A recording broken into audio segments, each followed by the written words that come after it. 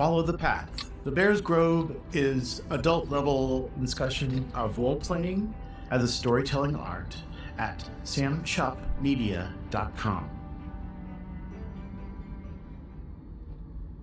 Good morning and welcome to another Bears Grove podcast. This is Sam. I hope you're doing well.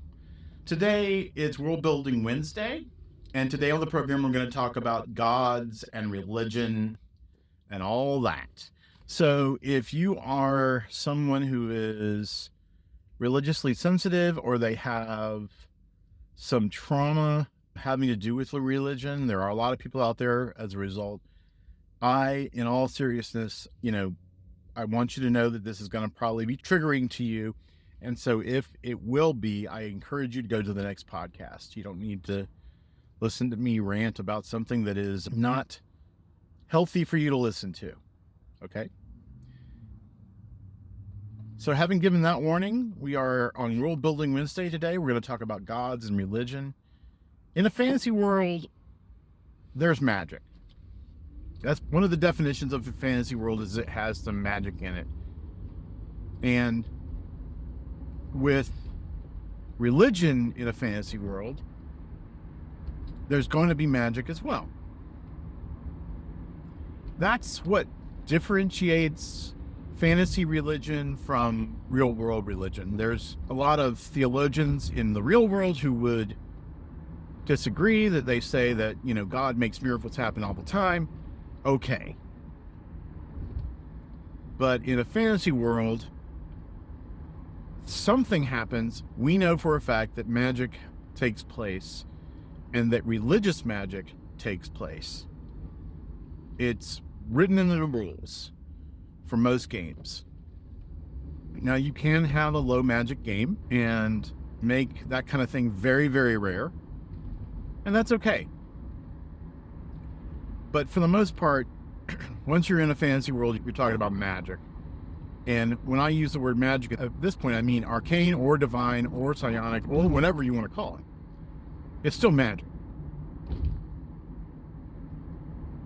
But when you're defining a religion,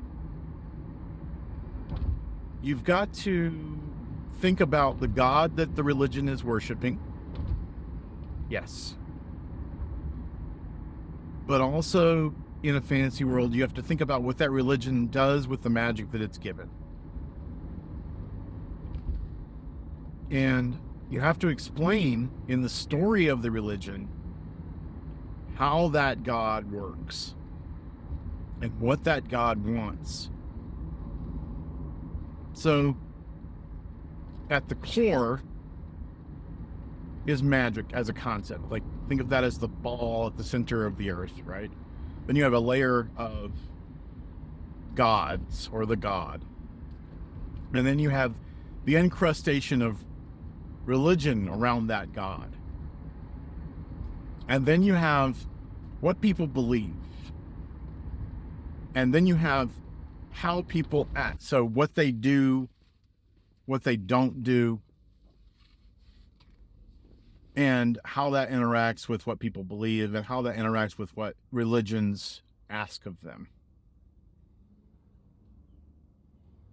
And it's important for you to kind of think about this model when you're building your religions and building and deciding what gods are what.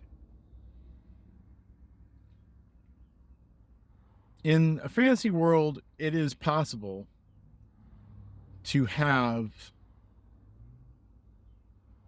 a God/religion relationship that is very expressive, that is very demonstrative. Because what happens is the God will make manifest its wishes or thoughts or beliefs in the lives of their practitioners. And the clerics of that god can cast spells and make that will known.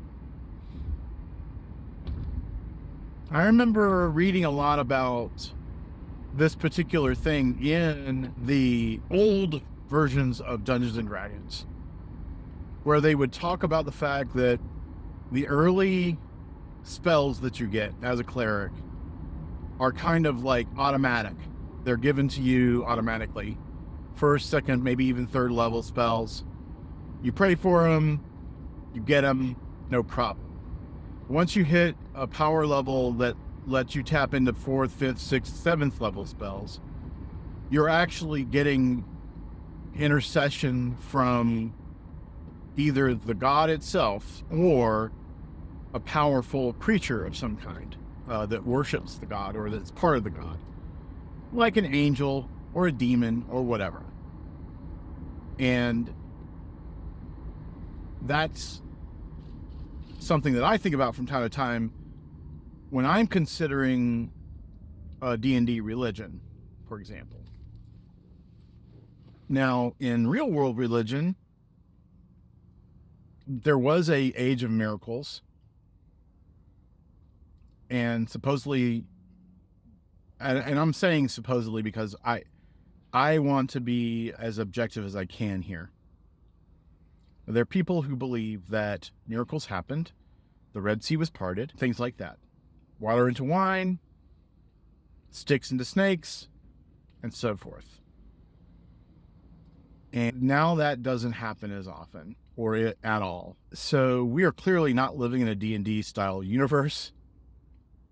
But as part of a world builder's job, you have to make a choice about all these things and say, you know, what am I going to do with my religions in this world? What am I going to do with my gods, the gods? What kind of theme do I have with the gods? Because the first thing that passes a test or not with a religion is, does it make sense to people? Is there a story that I can get my hands on, that I can get my mind around? Because religion exists to fill in the blanks in the questions of the universe. Why do I live here? What am I supposed to do? What happens when I die? Is there meaning to all this that we're doing, or is it just meaningless? And when I die, that's it. These things religion gets into and talks about. And so you have to think like that when you're building a religion in your fantasy world. How does it answer these questions? So let's take a few gods, let's make up some gods on the spot and figure out kind of what those gods are going to say. So the first god I'm thinking about is a light deity, a deity of the light. I'm playing a wonderful game of D&D 5e, and I'm enjoying that in a big way. Wonderful role players. And in that game, we have a religion of the manifest light. So what is this religion? Well, what I want for this religion to be is not a personified deity, but a concept, a religion that is about light as a concept. What is light? Light separates shadow from the darkness. It is day versus night. Without light, we would all die, we would all freeze. Light is important. And if you think in terms of a candle flame, when you apply one candle flame to another candle, that light does not go away. It actually multiplies. So it's this kind of war that you can build a religion around. You can think in terms of, okay, so the early teachers of this church who encountered the power of the manifest light the first time, what did they think about? And how did they present themselves? And you have to decide a couple of things about this religion.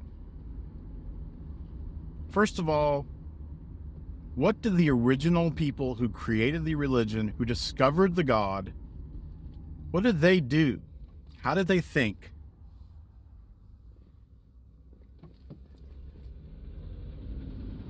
How do they position their religion in the middle of a world where there probably are a lot of gods? Now, the manifest light, the way it describes things is other gods are just reflections of the light.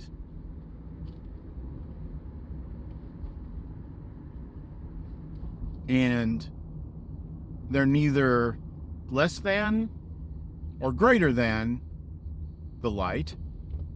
There's a lot of discussion among the theologians of the light that say, well, we might have something to say to these people who worship another goddess or a god or whatever, but we're worshiping the source of all divinity. Might have some brotherhood or sisterhood with these other people because they're worshiping the light through the lens of this God. That would be extremely open-minded of them. And mainly because people like to make divisions, right? Like they like to separate out themselves from each other. So you've got to go ahead and honestly say, would a religion with that belief system stick around? And I'm thinking that the original theologians of the manifest light were like, that's our decision. We're going to say that all gods are one God, but you can worship whatever, however you want. But if you really want to worship the real God for the real power, come to worship the light. But then you have some people who are in that same religion who say, wait a second, no. The light is pure. All other gods are impure versions of the light. We're not interacting with those impure versions. We have to interact with the manifest light. That is how we remain faithful to our religion. Anything else is considered fake, false. And it is a drain on the light. We don't want the light to be diminished in any way. And what about these religions that preach selfishness and destruction and pain and corruption and all the things that we stand against? We can't let those religions draw away from the light and cast shadow on the brilliant. So this is where a schism takes place, because you have the original believers who are like, all gods are one, all gods are of the light. And then you have these fundamentalists who come in and say, no, they're not that way. And so you break off the beliefs of one group to another, and that becomes a schism. Now, if a religion is rational, where they can literally sit down and talk about their differences and work them out, then that schism doesn't have to mean a completely different church. It can just mean a different sect. Somebody who could say, well, all right, brother, if you believe that way, you can form your own sect. You can practice what you preach. You can do our religion the way you want to do it. It's all part of the light anyway. And go ahead. And so in our world, that we're building, that's called the Church of the Manifest Light of the Ray of Light. Because a ray is linear. A ray is dividing things, breaking things up, right? And so instead of this all colors are one, which is more of a prismatic view of the light, the original view of the light was the prism.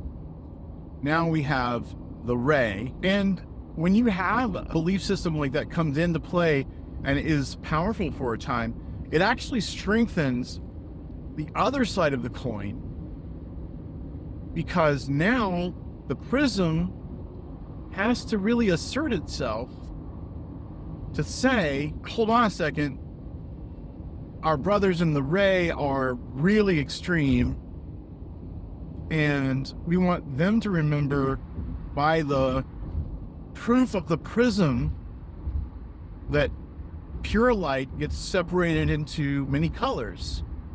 And we want them to understand that, yes, fine, you can think about the ray as an aspect of the light, but remember that inside that aspect is the vast possibility of experience.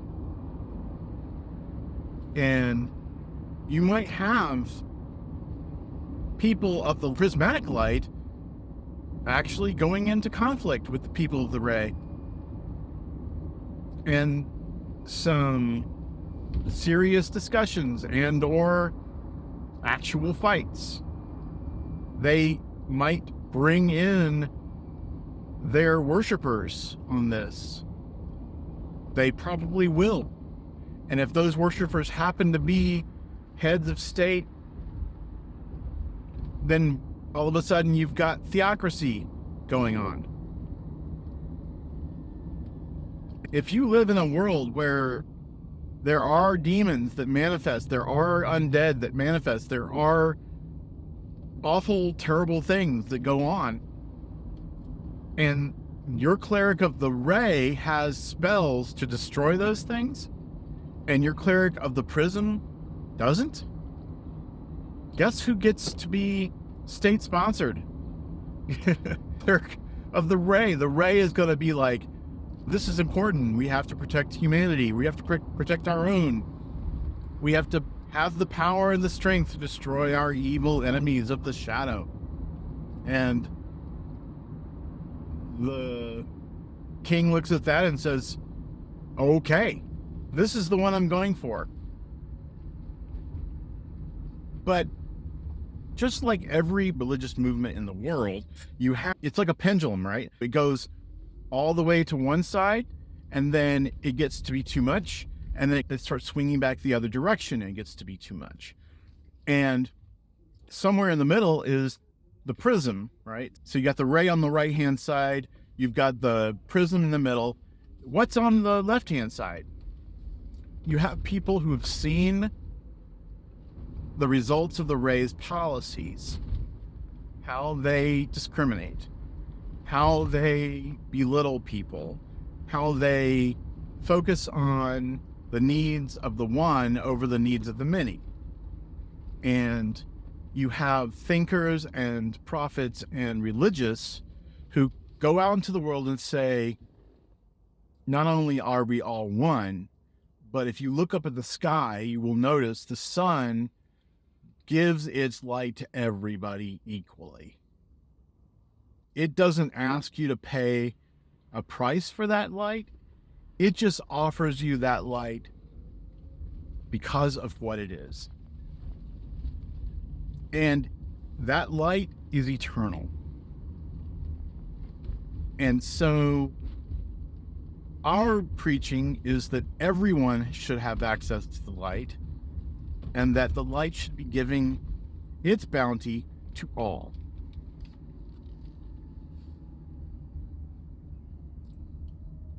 So a new sect to come into play called the Church of the Light Diffuse. that church is going to have its own partisans and its own believers, and it's going to get some pushback from the Church of the Prism. That Church of the Prism is going to say, no, what you're doing is watering down the colors of the prism. You're turning everything into just this diffuse light, and we don't like it. Your heart's in the right place, and you aren't saying that the prism isn't real, but you would seek to dim our light by making it so diffuse. And you can go on. There could be a secret sect called the Church of the Light Reflected, who are basically moon worshipers. They believe that the light is to uncover mystery wherever they go.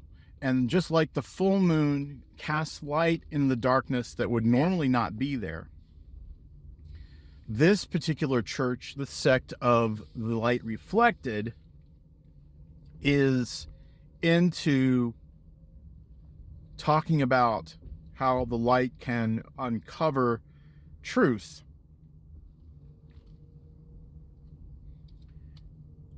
And uncover mysteries, and that therefore it's not against the darkness, it works with the darkness in a way.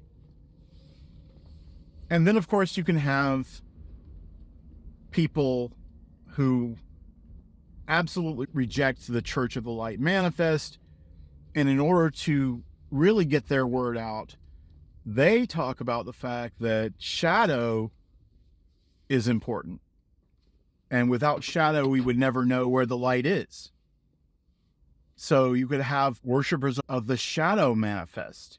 And then you're talking about some culty, possibly evil group. It's a problem for a lot of people. But this is just an example of how you take one day, the light, which is just this energy field that doesn't really, we haven't had anybody show up to say, hey, I am directly from the light. Although you could very easily have that. But even if we leave that part out, that the light doesn't actually talk to you directly, it talks through its religious leaders. We have a bunch of different possible religions for you to get into. And that's just one part of this whole situation for World Building Wednesday. And I have a feeling I've just hit upon another series of podcasts. So we will start again with part 2, where we talk about a different deity and a different religion. Thank you so much for hanging out with me today, and sweet dreams when you get them.